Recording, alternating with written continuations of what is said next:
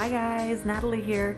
So I wanted to shoot a video and tell you guys my 10 top tips to motivating your team.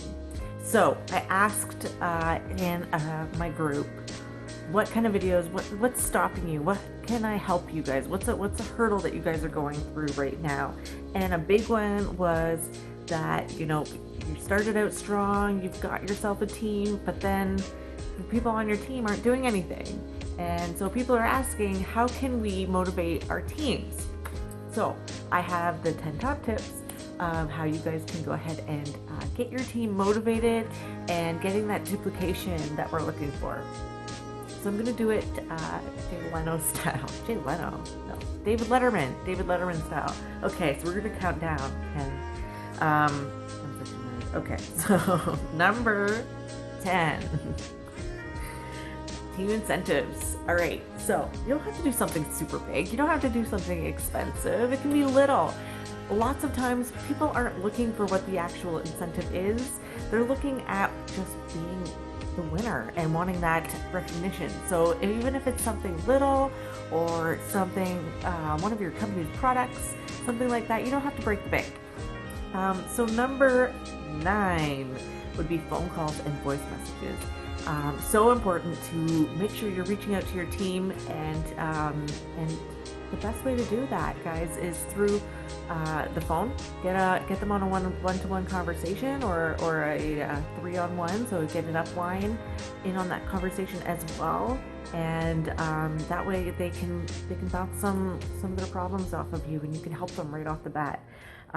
I like voice messages on Messenger on Facebook as well, because it still allows you to use your voice and get your conversations back and forth, and it builds a little bit of a relationship as well, and it's free.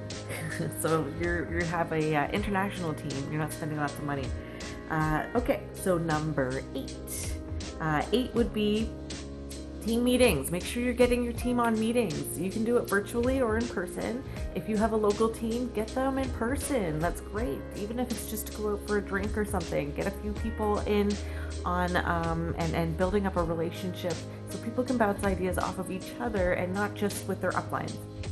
Okay, and number 7 would be help them fill their calendars.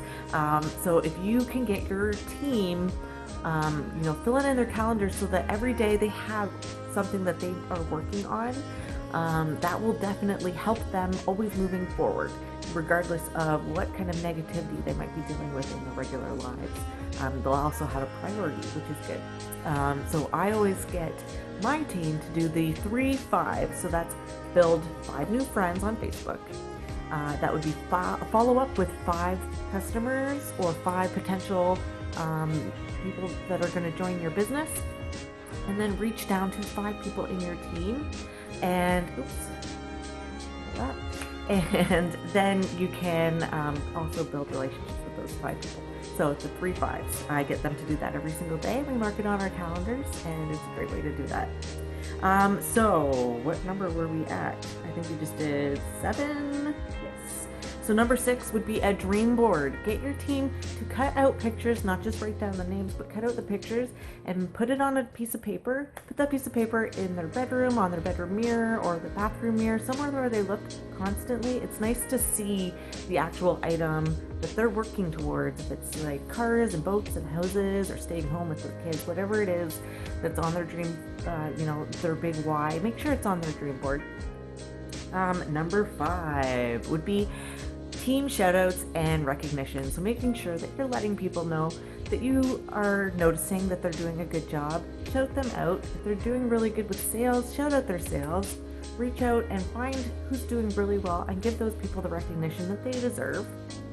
Number 4 is to be a coach and not a teacher. So there's a difference, right? So a coach is going to help cheer them on, and you're going to also do it. Whereas a teacher is just going to kind of stand there and tell them what to do. Make sure that you are kind of leading by example. So be the coach. Number 3, build relationships deep. Even if they are like crazy deep, you don't get paid on those people anymore. Doesn't matter. You want to build relationships no matter how deep, because the people that are deep Them doing good is still helping your leaders and still helping your team and your business be successful. And you want to keep everybody happy. So you want to have a good relationship with everybody on your team. And you know what? Don't set yourself up for failure. You're not going to get along with everybody. Not everybody's going to get along with everybody. It's just the way the world works. So that's okay. But try to reach out to as many people as you can so that you can build as much relationships as you can with people, because they're going to be the ones to stay with you. What do we do? Number 2, spend the time with the people that are listening and are trying.